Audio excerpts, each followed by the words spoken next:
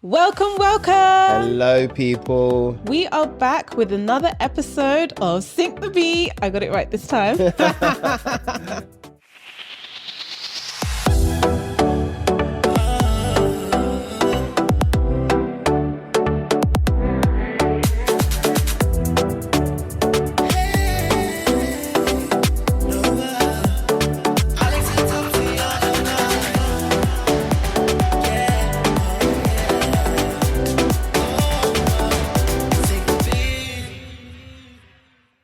I'm Alec. And I'm Topsy. And yeah, as Topsy said, welcome back to another episode. How are you, darling? I'm thanks. How are you I'm feeling? I said I'm fine, thanks. I didn't hear the fine. I just said I'm thanks. I'm thanks. I said I'm fine, thank you. Oh, How are you? You're not feeling well. I'm thanks. Now I'm mash up, man. I caught the cold that everyone in my cast got. That's been going round. Diddums. And it hit me the day after we finished. So jarring, but I'm alive. Also, I managed to see Alex in Play On. Woo! Book. Great show. Loved it. Are you sad it's over? In jobs that I've done recently, I'm just like, I'm grateful for the experience. I'm grateful for the growth and what I've taken from it. It's come to a natural end. Oh, It should have ended there. okay. And it did. Good. We ended on a high where it was pack out audiences every day in London. We got glowing responses that we didn't even expect to get. So it's good that it ended where it did after 7 months, and then it can come back stronger if it comes back. Yeah, well But done. I don't see why it wouldn't, because it's a black show that isn't about death or racism. That's one thing I've always thought, like, as black people, not everything we do has to be about struggle. Like, we don't have to do struggle love or struggle life, or you grew up in the trenches of Compton and now you went to the city and you made it. Actually, to be fair, that is what the film is about. What film? I mean, the show is about a small town girl went to the big city, wanted to become a writer, and she made it. Yeah. But it's like a feel-good story. It's not filled with like struggle or anything like that. It's based on Shakespeare. It's based on Shakespeare's Twelfth Night. So every character from that has been sort of renamed, but it's the same premise. The story is exactly the same as that, but just set in a jazz club in Harlem and everyone's black. So, yeah, I guess that's why. And obviously Shakespeare's known for his death and stuff, but this one, No one died. no one died. But talking of things that come to a natural end. Oh, no. Yeah, do you know, I'm actually really excited to talk about this topic because it's not something that people often touch on. No. Last week, I was listening to Aaliyah. I don't know why, and I don't usually listen to Aaliyah. But I was going through her albums and I was reading through her story and seeing her impact and what had happened soon after her death. And I was a bit like, ooh, It's a bit messy. it's a bit very messy and very techie as well. Like, you film 2 music videos for your 3rd album, and then you die before you even get to release these videos, but then your team release it anyway. And I just kind of thought to myself, this happens time and time again to artists that have died. Are they benefiting off their work because they know that once artists have died, more money will be pumped into them because people are sad. People want to listen to their music and see, and profit off that. Or are they doing it and like doing it as like an impact or a legacy kind of thing and giving the money away to charity or to their family? Which one is it? Who knows? Well, I think it's a bit of both. So we're going to be talking about posthumous artists. So in case y'all don't know what that means, because it's a very fancy word and I had to Google what it meant. It means an artist or musician whose work is released or they gain significance after they pass, so after they die. So in the case of Aaliyah, like you said, she passed away before a lot of her music got released. And in her case, she didn't have children. She didn't have a husband at that time. We'll talk about that. Ciao. But so At the end of the day, where does the profit go to? It's not to her family. It's a record label. So, Do you feel like it was a money grab? I feel like no one knew what to do. Okay. Because she had two labels, Blackground and Virgin, and they both had a partnership together. So they wasn't really expecting this to happen. So it's like, okay, she's just started her third album. And it was a sudden death. Like, it wasn't like she was sick. No. It was a freak plane accident. Well, careless accident, actually. Very careless. And we'll talk about that in a second. She just started her third era. She released a single called We Need a Resolution, which had a lukewarm response. And so the team really wanted to push something that can make this album bigger. And so initially, More Than a Woman was supposed to be her second single. So they filmed the video to that first in the beginning of August. Okay.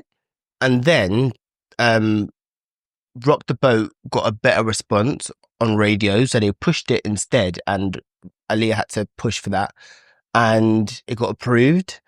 But she'd already released the song before she'd released the music video. Yeah. So the song had already been impacted radio, US stations, and European as well.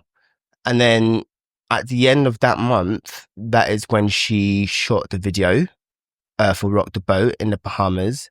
And this was also in August.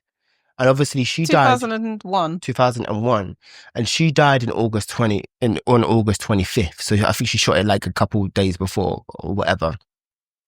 So anyway, they finished wrapping up that video a day early. Okay. So they wanted to leave a day early instead of the day that her flight was actually supposed to be planned, and it was supposed to be like a bigger jet that can hold more luggage. Instead, they had a smaller jet plane for that day, and the luggage was just over capacity. It wasn't supposed to hold that much, and it nosedived and crashed in the Bahamas. And everyone died. Everyone died. Aaliyah and 8 other of her team all died. That's so scary. On August 25th. Now, I can understand from a record label point of view, they're thinking, we've just pumped all this money into recording a music video in the Bahamas. We need to recoup our funds. Do you think? I think as a record label, because you have to remember it's a business, they're thinking we need to get our funds back. We need to recoup our money. And the way record labels work is they give the artist an advance in the assumption that you're going to make us more money and we'll get our money back. It depends on if that was a 360 deal. I don't know if she had a 360 deal. I'm very unsure about that. Do you know what 360 is? So it's basically, as you said, like where they give you an advance and then you have to recoup all of that. Fuck me. And that also happened to Nina Nesbitt. She's an artist. But I feel like those kind of deals were quite common in that time because the artists didn't realize that they were being like fucked over in a way. Yeah. Because you'd make for them way more than what they gave to you. And at the time you think, oh my God, I'm rich. Like I've got 300k. But in reality, you need to make that 300k back in sales and deals and tours. They own you, bitch. Like, yep. You can't get out of that contract unless you make that money. You'd be owing them for years and years and years. And as I said, Nina Nesbitt, she was signed to a label, and she's very open about talking about 360 deals. I even went to one of her talks years ago where she spoke about this. So it is quite important. So in the end, what they did, there was a struggle between Blackground and Virgin because they ended their joint deal after her death, and they released the music video to Rock the Boat in January 2022. No, in January 2002. So there was like what, September, October, November, December, 5 months of like push and pull before it actually impacted television. And do I remember when this video came out? Yeah, I was about 7 years old at the time. I don't remember the video coming out, but for some reason, it's had such a lasting impact that I know the video. I bet my 22-year-old sister knows the video. Like for somebody who died very, very young and quite early in her career, she's had a lasting impact. Like people still know who Aaliyah is. Do you think if she was alive, she would be massive? I can't call it. It's hard to say. Because she could have been a one-hit wonder and that we'd never hear from her again. But she wasn't a one-hit wonder, and that's the thing, because even on her second album, let's go back to her first album, Age Ain't Nothing But a Number. Do you know what I mean? She had singles like that. She had Try Again, which came from a film, and then One in a Million. It didn't seem like she was a one-hit wonder, and even with her films, as I said, she filmed Queen of the Damned, which was her last film before she died. She's multi-talented. Multi-talented. She filmed scenes for The Matrix, but obviously it They got cut. yeah, because she died. They could have still left it in. But then I don't think she finished all the scenes that they needed. Fine. You know what So I mean? it would have been a bit. Yeah. Sparkle, which eventually did get refilmed, Whitney Houston. It did get done. Like she was supposed to be I in didn't that. watch that. Oh really? She was supposed to be in that. Mm. So she had loads of what do you call it? Strings to her bow, and so much things that she was supposed to do. So do you think she would have been kind of like what Jennifer Lopez was, like, who was an actor, an actress, and a singer? But Aaliyah could sing. But you know what I mean? That kind of realm. People say she was the Beyonce before Beyonce. Very different artists. And we need to stop saying that. I didn't say it. I think they are very different artists, in my opinion, and you can't really compare them. But it's like you said, do you think Aaliyah would have been a big star if she lived to today? I can't call it. Like who could have predicted Beyonce would be what she is today?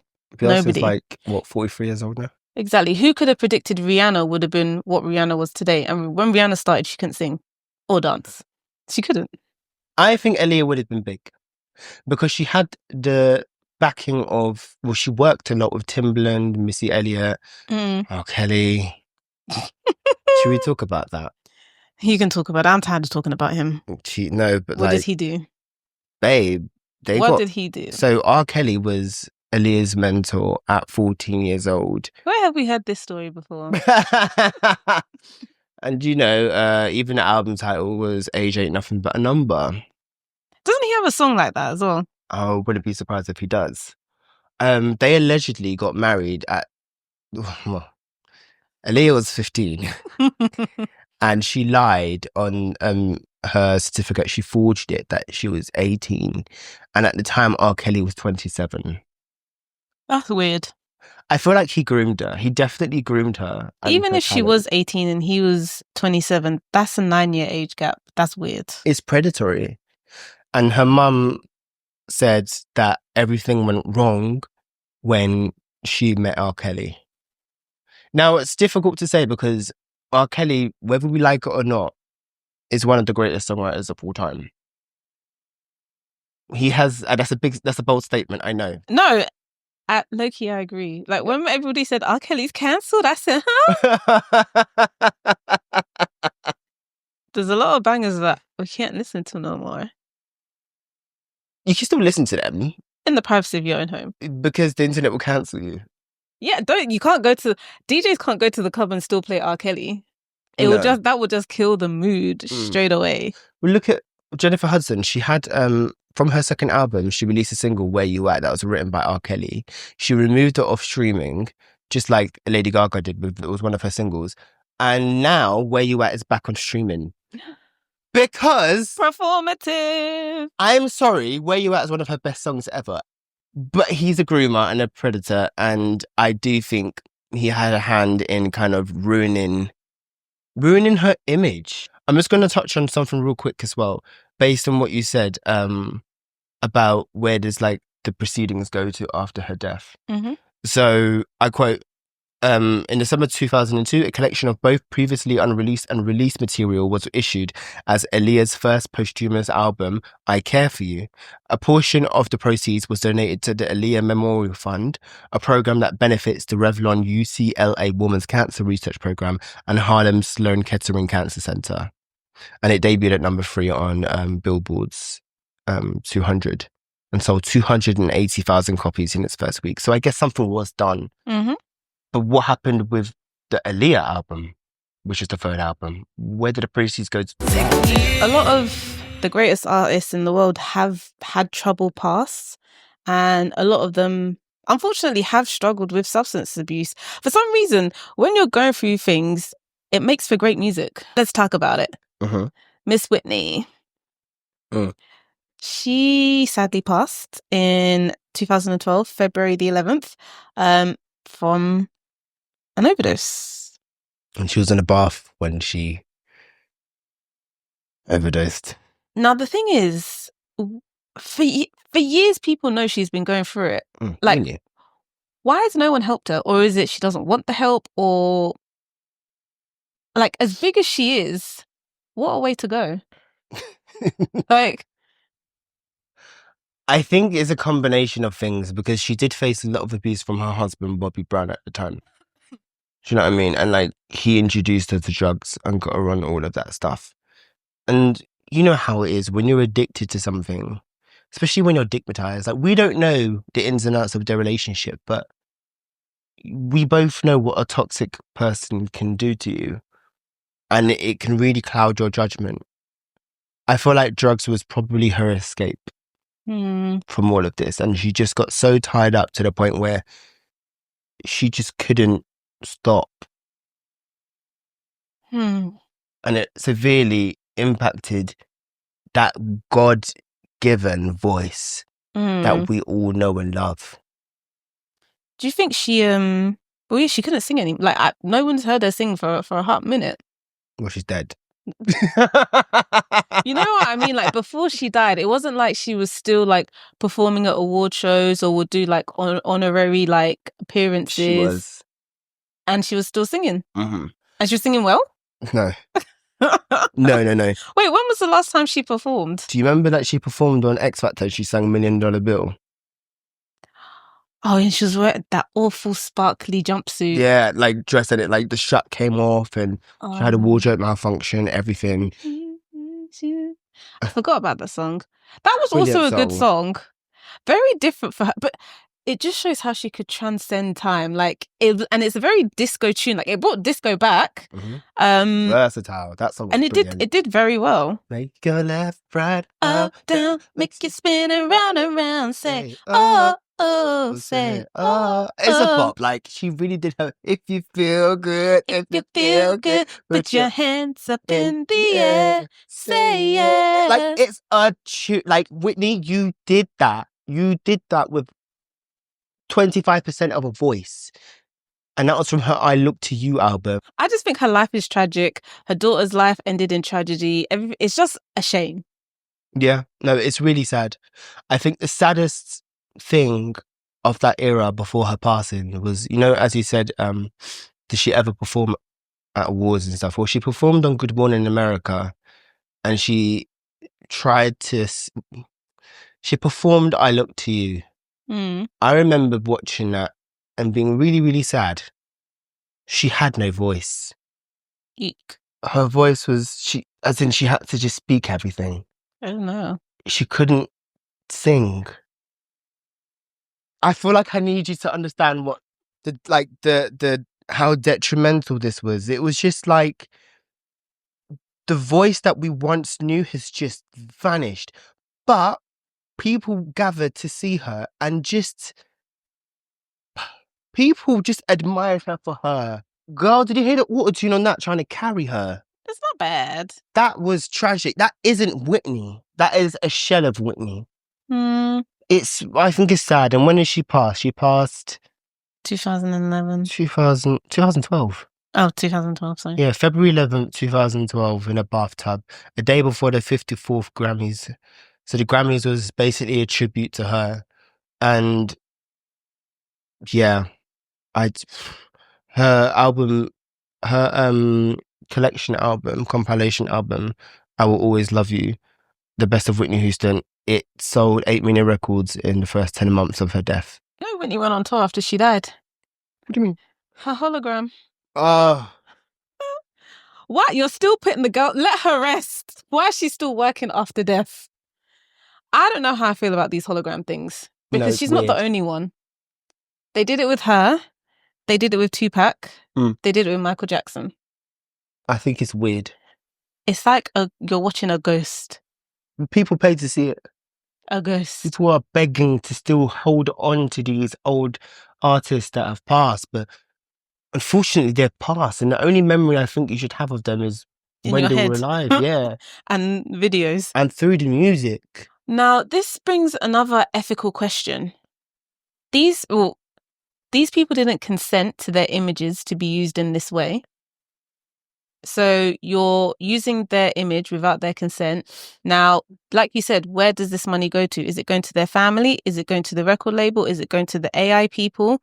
And then it kind of takes away from their legacy, because what an artist would do on stage, sometimes it's intuitive, it's led by the crowd, it's led by the mood. A computer can't capture the same, like a computer can't interact with the crowd. It's impossible. And I think it just ruins, I personally think it ruins the artist's legacy, especially if you're going around doing like a tour of if it was like a one-off show, or like what ABBA has at the ABBA Voyage. Yeah, at the Olympic Stadium. Calm. But to do a whole tour, to me, it just feels a bit wrong. I don't like it. Well, now that AI has come about, I feel like AI will start to be replacing those and make it even much better. But I don't think it should be a thing. I think it's false. It's a false narrative. We don't need to be doing that. The artist is gone now. The only way you should digest them is through their music, because that's what they left us. Well, it's like you said, with AI now, like you can replicate the artist's voice. You can actually, like AI can invent a new song based on their previous material and say, oh, this is what this person would have made based on what they released before. And I think it's a little bit of a violation, especially if the artist didn't say, I want my work to be used in this way. And I don't think it honors them. I don't think it's respectful. It's basically like a B-Tech version of them. It's true. It's a B-Tech version. And again, who owns the rights to these musics? Well, publishing, labels, management. And maybe it's when they sign these dotted lines, there must be something in the clause that speaks about what happens during death. Well, I don't think it's never been a problem before, because AI couldn't do this. No. So now it is a thing. I think artists probably do need to have clauses to say, yes, I want my music to be used in this way, or no, I don't. Like, imagine after you die, somebody goes click on their laptop and says, oh, I've finished and made a new album for Alex based on what I think he would make. Yeah, that's weird. And what if it's completely disrespects your legacy, or it's just not what you would have done? Nobody could know what you would have done. Do you know what? Now, this is so important what you've just brought up, because this happened to Avicii. But just before I go into Avicii, I just want to say, obviously, rest in peace, Bobby Brown, her daughter, who died in, as Topsy said, a very similar manner.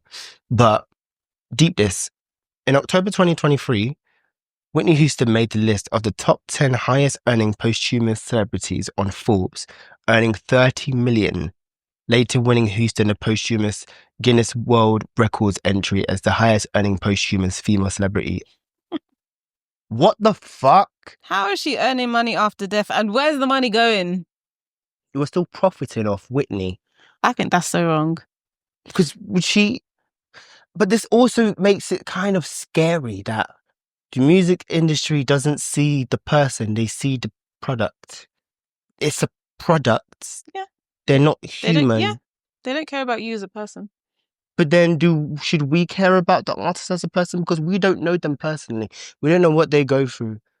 Like the artists especially that separate their personal lives from their performance. Like example, I know we bring up all the time, like Beyonce, we only know so much about her life and about her personality.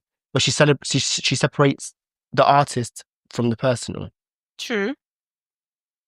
That is true. But every time Beyonce goes out on stage and performs, it's Beyonce. She's getting paid to do her job. Yeah, the money goes to her.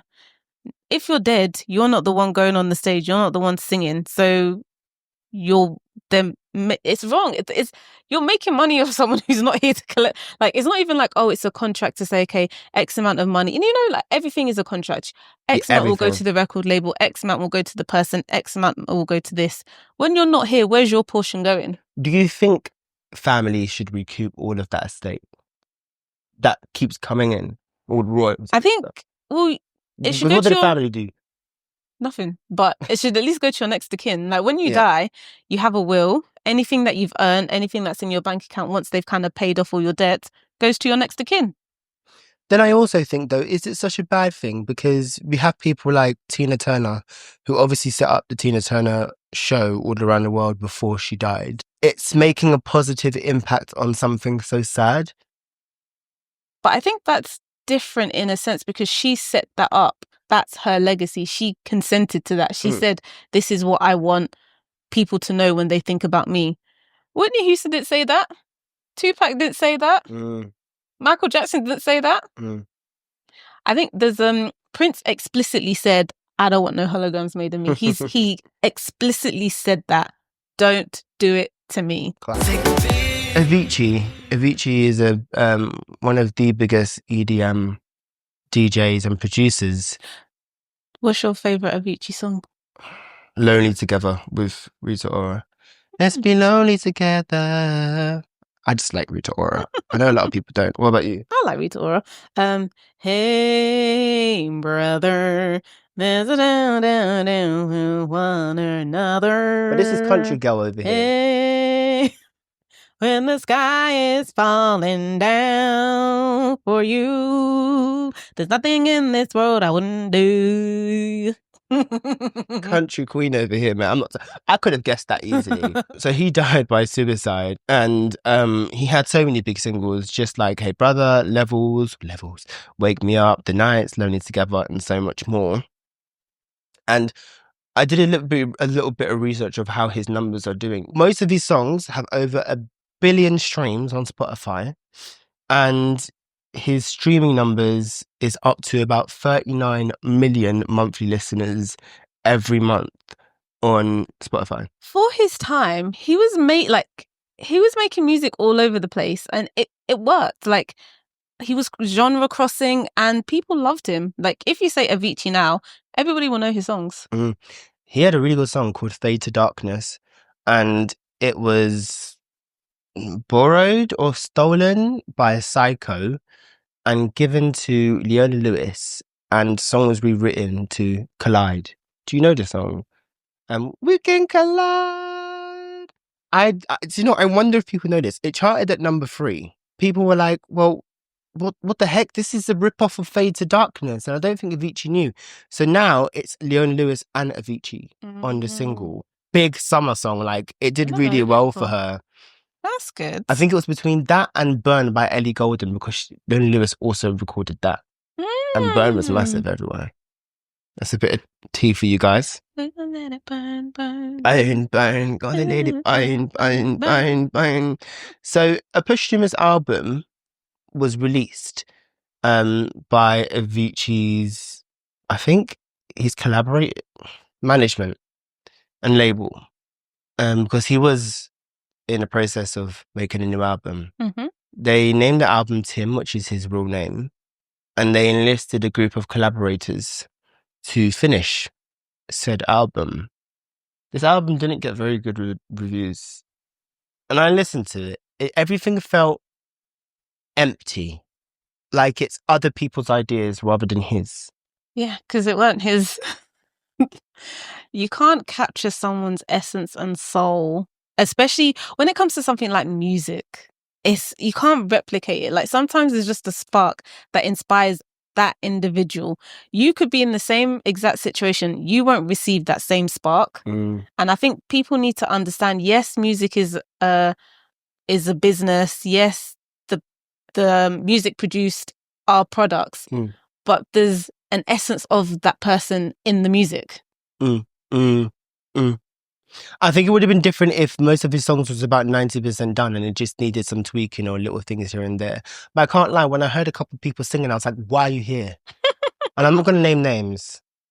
Name them. I'm going to name names. Chris Martin. I heard Chris Martin on one of his songs. I think it's called Heaven. And Chris Martin isn't featured, but that's his voice. Is it Don't You Worry, Don't You Worry? No, babe, that is not Avicii. Heaven's got which one's Swedish House Mafia. Oh, my bad.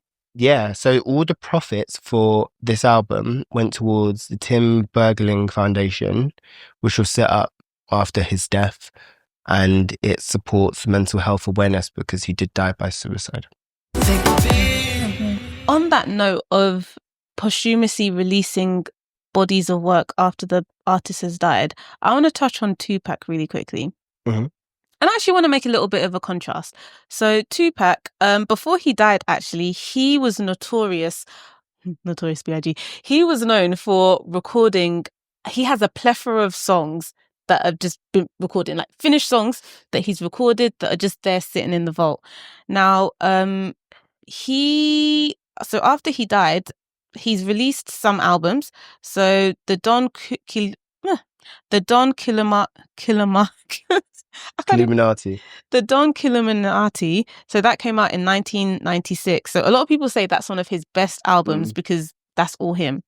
Then in 1997, they released Are You Still Down? And this was based on like older songs that he released earlier in his career. But it's a lot of people still say, do you know what? It's authentic to his sound. Now, as time went on, in 2001, they released Until the End of Time. And in 2002, they released Better Days. And these songs are a little bit more polished, a little bit more altered from their original versions. Now we've reached 2004, Loyal to the Game.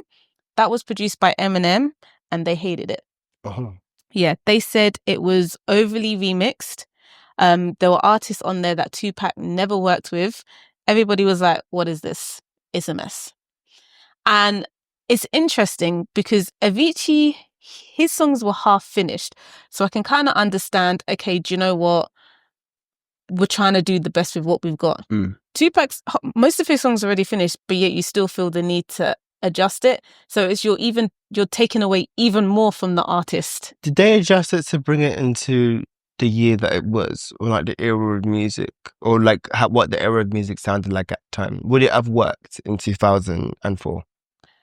Maybe not, but the point was Tupac wasn't alive in 2004, so you can't assume that's what he would have done. And the fact is, Tupac was from that time. He was in the 90s. His music is going to reflect that time.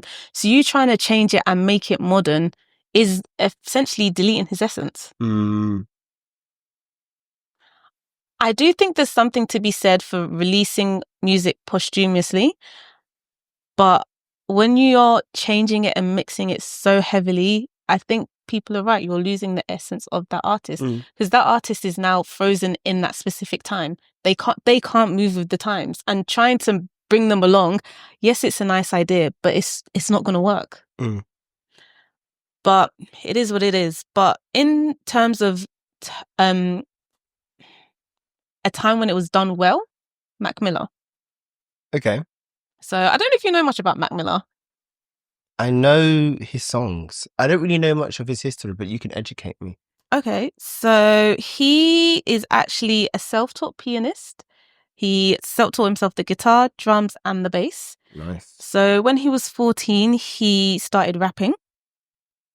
And his sound is known for like blending jazz, rap, and like soulful kind of music. Like when you listen to his songs, yes, he's classified as a rap artist, but it's not your typical rap. No. Which I think is quite nice and it's quite refreshing, a bit ingenious. But he did have a history with addiction and substance abuse. And he often actually referenced this in his lyrics, but he did die from an accidental overdose at the age of 26. Sad, man. But when he died, he'd been working on his album Circles, but it wasn't finished. But his close friend and producer, John Bryan, finished it for him. Now, in this instance, this was somebody who'd already been working with him on the album. This is somebody who'd worked with him in the past. This is somebody who knew him as a person as well as an artist. So when the album was released, it was actually received really, really well because it was done with care and it felt like it was authentic to Mac Miller. It didn't feel like a money grab. It didn't feel like it was rushed. It didn't feel like, oh, he's died, let's capitalize off his death. And a lot of people say tracks like Good News and Everybody reflect the deep emotions and the struggles that Mac Miller went through. And like in contrast with other albums that we mentioned, like this one landed well. Other albums didn't land so well. It did well with critical reception. It got 83 on Metacritic out of 100, which is no easy feat. That's brilliant. It got 9 out of 10 on Exclaim, 4 stars on The Guardian. 4 stars in Enemy, 5 stars by Independent. Independent isn't no pushover. They're really hard to get good scores from. Pitchfork 7.4 out of 10. Rolling Stone 3.5. It overall it did really well. It got widespread acclaim. Mm-hmm. So I can see why, because as you said, his collaborator worked with him very closely, so knew how he wanted of things to sound, as opposed to having too many chefs in the kitchen.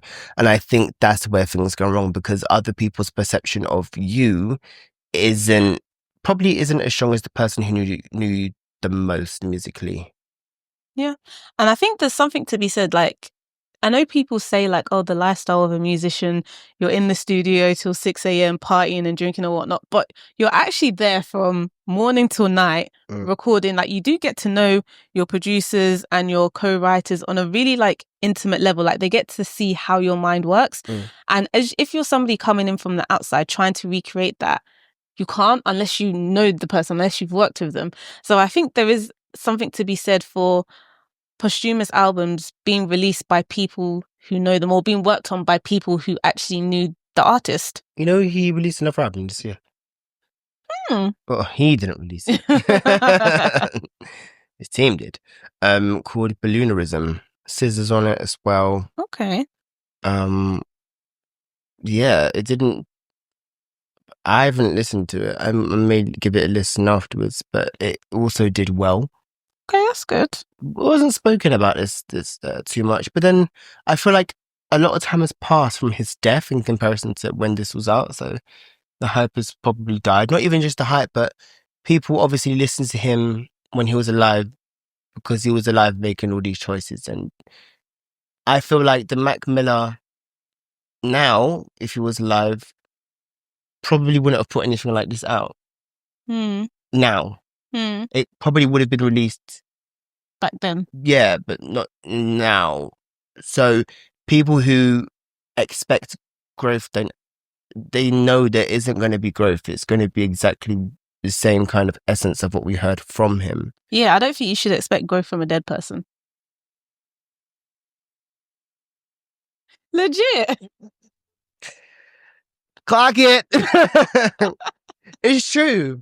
No, but it's true. But then it also brings me to thinking, when you are releasing this, what are you trying to gain from it? Are you giving it to the fans as like, oh, you go, because we all loved him so much. Here's a piece of him. Or ka-ching. It's hard to say. I think it's a bit of both. Because he wasn't that big of an artist to leave a legacy like Whitney or MJ. Yeah. Or Prince. But that's what makes me think it's more here for the fans. Here you go, here's a bit of him. Because it's not like he's going to be making millions. Like, whoever releases it, they're not going to be making hundreds of millions. For example, if a Whitney now released a new album, I don't want to hear it. No, but as in, people would buy it and it would make serious money. But I don't want to hear it. Because it's like, oh, well, I'm satisfied with what we have. And what we have transcends time. I can go back to a Whitney song and still feel the pain and the emotion and the joy that I need felt. To watch The Bodyguard, I haven't watched that. Really, it's a great film. It's a great film. She did her thing with that one. Great film. Like, well done, Whitney, man. She left such an impactful legacy. And things like this can't be replaced. And it kind of just makes me think, this is why music feels so empty now. There's no grit. Nothing that kind of... But that's what, it's like I said, it's like people that are going through the struggles that make the best music. Yeah. Everyone's doing soft life now. Or the people who actually do their research, like Kendrick Lamar. Or like, true. People who are quite scientific with their music, I would say. Again, like Beyonce, I don't give a fuck. Because these artists that we've known and loved, they don't release quick fixes anymore. Or not like they did. They didn't anyway, but they've evolved. Yeah. They've evolved past the tripe that we're sort of getting now. The quick TikTok hits, the quick 1 minute 53 second. The boy's a liar. The boy's a liar. They've evolved past that. So a lot more critique is placed on them because it's like you're not adhering to the sound of now. But the music that they're putting on now, in 20 years' time, you guys are going to be looking back on this like, fuck, this is actually solid. Like, I didn't deep how amazing this body of work is. I want to mention Amy Winehouse. Mm-hmm. So Amy Winehouse, if you listen to her music, it's very like jazz, soul. One could even say a little bit of R&B. So before I came here, I was actually playing her music out loud, and my sister was like, "Who is this?" And I was No way. like, and I was like, "Do you not know who this is?" And then the song kept playing. She goes, "Is this Amy Winehouse?" I said, "Yeah, this is somebody who was 4 when Amy Winehouse died." Really? Yeah. Do you remember where we were? We were at camp together. Were we? I know I was at camp when Amy Winehouse died. I remember being on the grass. What year was this? What year did she pass? 2006. No, 2008. No, 2011. Sorry, 2011. Babe, I feel like that you were at camp with me. Well, anyway, yeah, she passed away in 2011, and her breakout was with her Back to Black album, her lead single, also Back to Black, and she won multiple Grammys in 2008. She actually went home with 5 Grammys. Wow. Yeah, she collected 5 Grammys. And do you know what? Like, if you can put on an Amy Winehouse song, I feel like everybody will be able to sing to it. And unfortunately, she was another person who struggled with addiction. And I think she also had an eating disorder as well. But her voice, undeniable. Now, if you go and listen to an Amy Winehouse song, you'll be able to hear Adele. You'll be able to hear Lana Ray. Those two people. Lana Del Rey. Oh, Lana Del Rey. This is like I'm Thanks. Those two people have actually been quoted to say that Amy Winehouse has inspired a lot of their music. And it's true, like she kind of brought that sound back. Like at a time where it was very pop, like bubblegum kind of music, she brought this old school, soulful, smoky, jazz kind of vibe. Cigars and whiskey. Like it was very different to what was popular at the time, but for some reason it worked. But unfortunately she died. But they did release an album for her as well, posthumously. Lioness, Hidden Treasures in 2011 as well. But this was released really, really soon after her death. And it had a lot of like unfinished songs, a lot of demos, and a lot of tracks that she hadn't released before. But it was collaborated on by her family and her producers, Mark Ronson and Salam Remy. And they'd worked with her on previous albums. Yeah, Mark Ronson, definitely trust him to have done that. Now, this album got some mixed reviews. Some people loved it, some people hated it. Some people said it was a really good tribute. Other people said it didn't live up to her legacy. I have no comment. We don't know what she would have done. And also she was struggling at the time. Who knows if she would have ever released this album? How would her music have evolved if she was still alive? I don't know. I think of Adele because Adele was... you know how I say there's a trio of artists that come out every single year?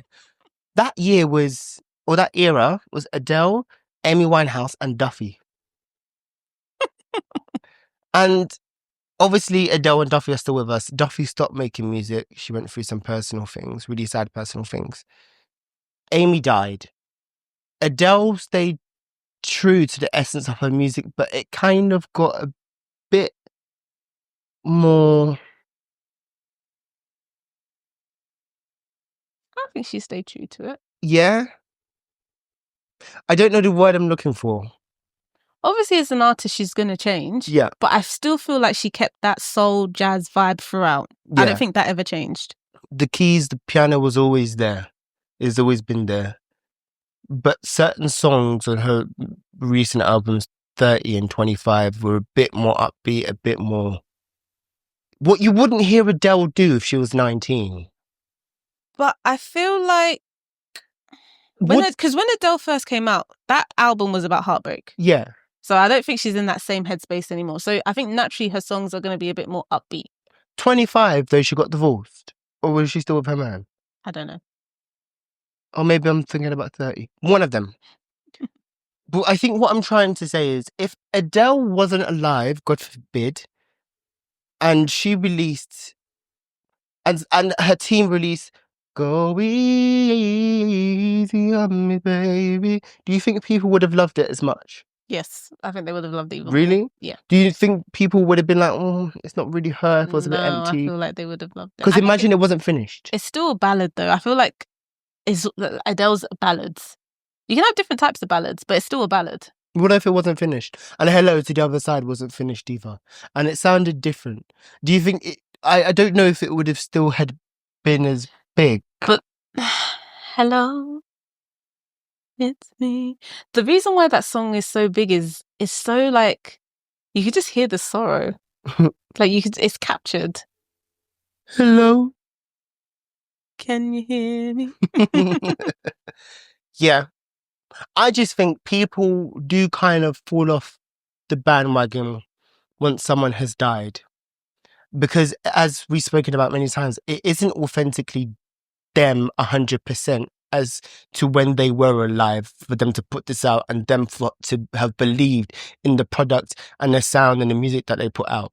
Well, I'll be honest, I don't want to hear an album from a dead person 5 years after they've died. No. Like, if you're going to release it in the year or two from their death, and it should be unreleased music or music they were working on that you finish.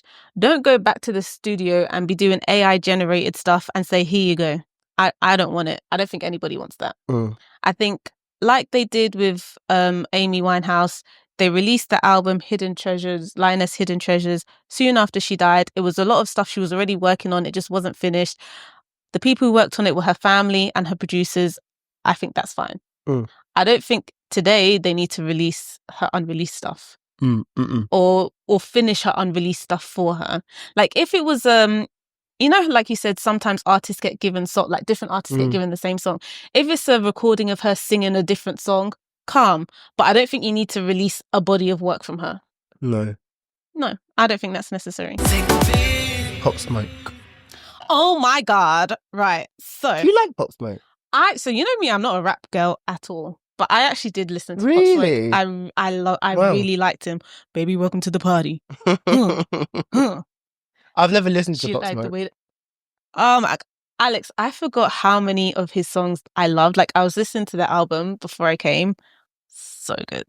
Introduce me. I've genuinely never listened to him. I know my brothers definitely have, but I didn't even know who he was until he died. Really? He was on the come up. So Pop Smoke, he died in 2020 at age 20. He died before he'd even started. He died at 20 years old? Yeah. He's me thinking he was like a big 39-year-old man. He's the same age as Babs. Even though his voice is like, Babs is 20. No, as in he would have been the same age as Babs. Okay. Yeah. So he was literally just breaking into the mainstream. He does like a version of drill, but specific to like Brooklyn. You know his songs though, Dior. Christian Dior. Was that him? Pop Smoke. Oh, I guess I do know him.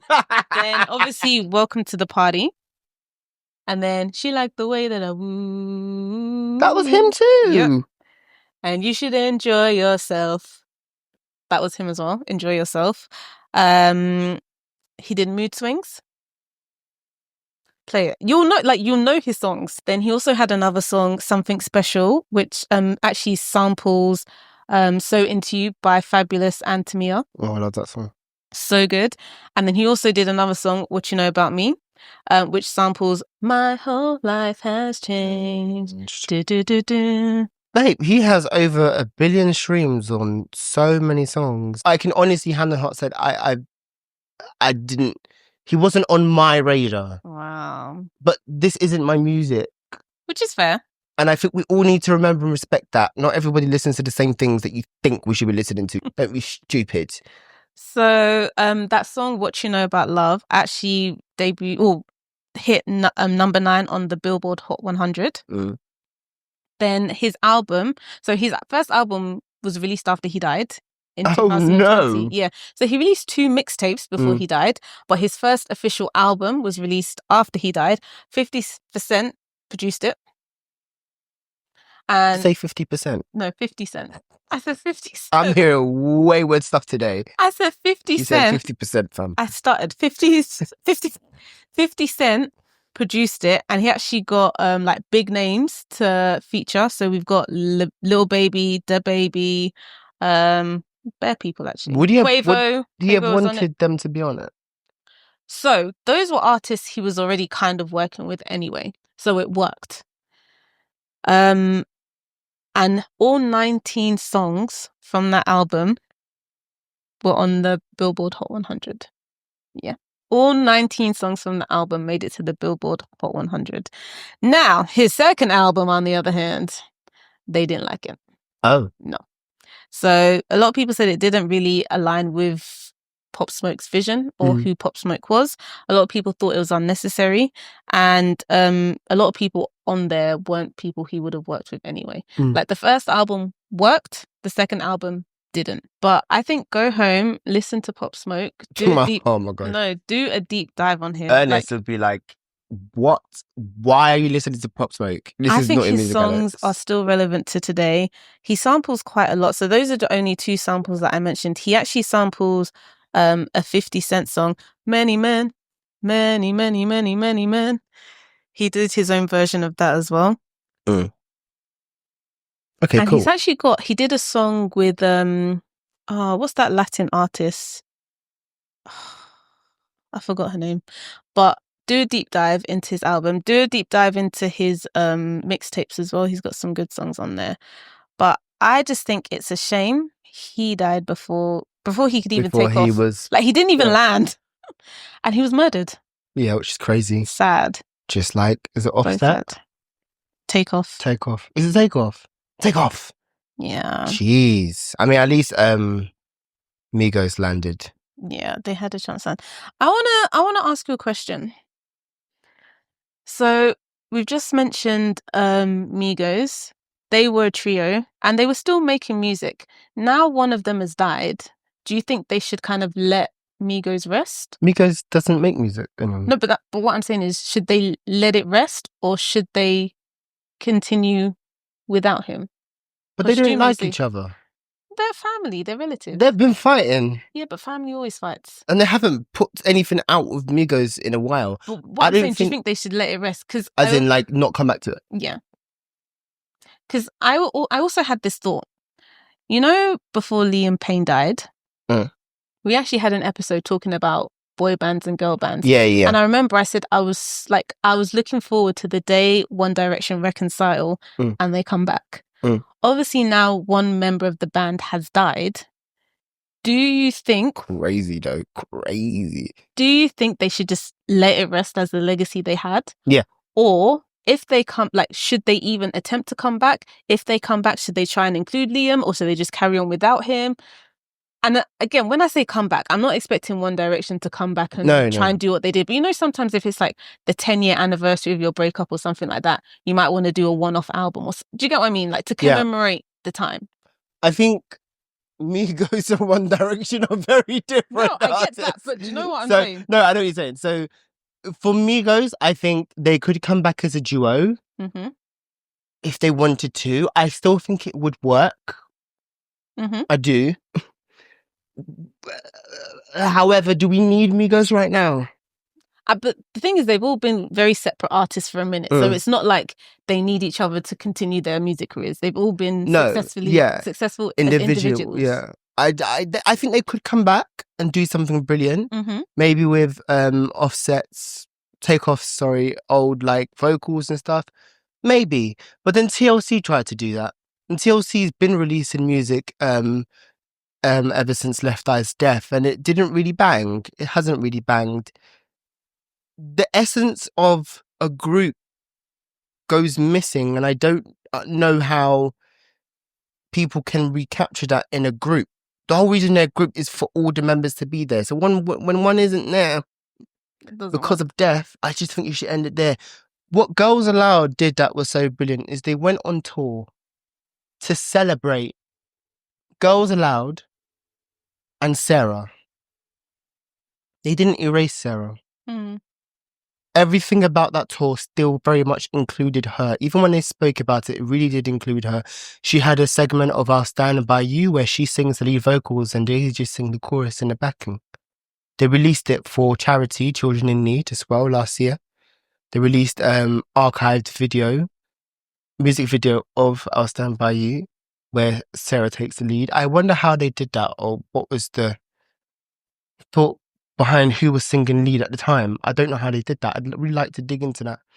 But that is something that's done tastefully, coming back as a group, but not singing new material, not putting out new material. Yeah. One Direction could do that. Because I don't think I want to hear new material from One Direction without Liam. Mm-mm. And likewise, I don't want to hear new material from Girls Aloud without. But could you say the same thing on One Direction when Zayn left? Did you want to hear anything without Zayn, because it happened anyway? Yeah, but they released one album after he left and they broke up. Do you think that was fine? Did you like the album Drag Me Down? That was the main single. I think they lost the essence of One Direction when Zayn left. It just didn't hit the same. I do want to see One Direction reunite for nostalgia, and like you said, done tastefully to commemorate Liam. I would be happy to see that. I would pay good money to see that. Could Migos do that? Because they're very different in terms of culture. I think Migos, I don't think they need to do that. I feel like you said, they've been separate artists for a minute. So I feel like they can continue to be separate artists. And if Quavo and Offset want to come back together as a duo, I feel like they could do that while still paying homage. But I feel like they could continue making music, the two of them. Or just not even being a duo, just collab. They could just collab with each other. I think that would be fine. So there's another group that isn't as well known, but they were called G.R.L. and they came out around the same time as Fifth Harmony. They were endorsed and supported by they Mel were the B. grown and sexy version of Fifth Harmony. Yeah, they were adults, honey. And they had songs like Vacation. I think their most known song was Ugly Heart. That was the one everybody knew them for. Boy, you're so pretty. Your face is a work of art. In New York City after dark. Oh, we're so lovable, pretty. Stand with a pretty mark. Like that was a bop. It was really good song. And all of them were stunning girls, beautiful girls, stunning girls, good voices.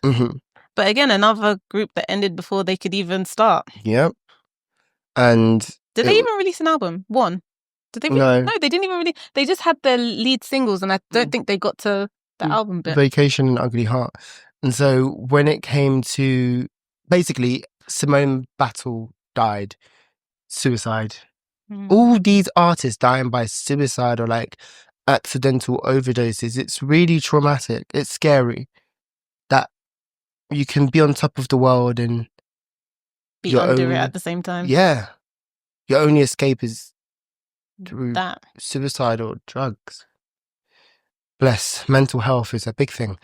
And so she died. And they released a single shortly after called Lighthouse. And in the video, it had like, what do you call them things? A tribute to Simone. Then they came back years later. Lighthouse was a good song. It was such a cute song. I really enjoyed it. I really like the music video as well. Tastefully Very done. Tasteful. Dun, dun, dun, dun, dun, dun, dun, dun, dun. And then they rebranded twice with new members. One of them was called Jazzy. Jazzy and her sister, I forgot her sister's name. I think it's called Nicole or something. They are like, they've been trying to make it, but it just never happened for them. Why did they try? Why not just make a new band? Why try and be G.R.L again? So rebranded, there was just 3 members. Lauren was still there. But I feel like they didn't need to rebrand because they didn't even release an album. Nobody knew them yet. So they actually could have just formed a new band. That's weird. But they were with Robin Antin, and Robin Antin probably just... He just wanted to keep the name. Like she left. Well, she wasn't backing them anymore. Pussycat Dolls woman, she wasn't backing them anymore because Simone's dead. Like, what are they now? So they replaced her with Jazzy, and then Jazzy left, and then they came back, and it was just 3 of them. It was supposed to be 4 of them, actually. All 4 of them came back, and then Paula Van Oppen left. She was the shaved head one. She left shortly when they were recording music, so it was just 3 of them: Lauren, Emmeline, and Natasha. Why do I still know their names? I was about to say, I was like, that's really good. I'm a girl band girly. You are a girl band girly. You love yourself a girl band. Thank you so much. And so they came back as a 3 and they were teasing our music to come in with their photo shoots. We still waiting? Can't find the music, girls. Just end it there now. The time has passed. That essence of big girls and hair and makeup and big Posthumous songs is gone. And also they're not spring chickens anymore. I don't think I want to hear that from 30-year-olds. They're moms. Yeah. I think that time has passed. Final thoughts. Should artists still make music after death? No. Well, they can't make music after death, but I put music out. I don't want to hear new music. Mm-hmm. If it's close to being finished or it was finished, fine. Yeah. If you're just doing it for a money grab or for attention when the artist is dead, and you're seeing them as more of a product and a brand rather than a human, then I don't want it. Yeah. I've got the old music to listen to. I was a bit unsure on my thoughts on this before we spoke, but now that we spoke about it, I think I made my mind up. Once the artist dies, leave them dead. If, like you said, if they have music that's done or almost done or somebody can finish it, calm. And I think you should give it to us within a year or 2 of their death as a way as well for us as fans to grieve. Because we're all grieving together. I think that's a really nice thing to do. Let us listen to them whilst we're grieving. Love that. Cool. Leave it there. They don't need to be holograms. They don't need to be going on tour as ghosts. Leave it there. That's my piece. Period. Period. Poo. Just before we leave, is there any album we're listening to real quick? Anything that's just like recently been released that... So not album, but I've been listening to Rema's new song. I've been listening to... That sample Sade. Baby, baby, sumo me. It took a long time for him to get the rights to that because Sade don't give the rights to anybody willy-nilly. Sade. I will say, and I'm ashamed to say it, when I first heard the song, I uttered the words, "I'm disappointed." But I take it back because it took a moment for it to simmer. And I think I was disappointed because I was coming off the back of his latest album where it was, like it was very hype. So when I first listened to it, I was like, huh? But the song is giving sexy, it's giving vibes. Like imagine you're there with your babes. It's like, baby. Baby, I'm going to listen to this again. Oh, I loved it. I listened to it in passing. I didn't really take it in. I'm gonna take it in, babes. Take it in. What have you been listening to? I've been listening to Neo. She just dropped... Oh my God, I went to her show. When? On Monday.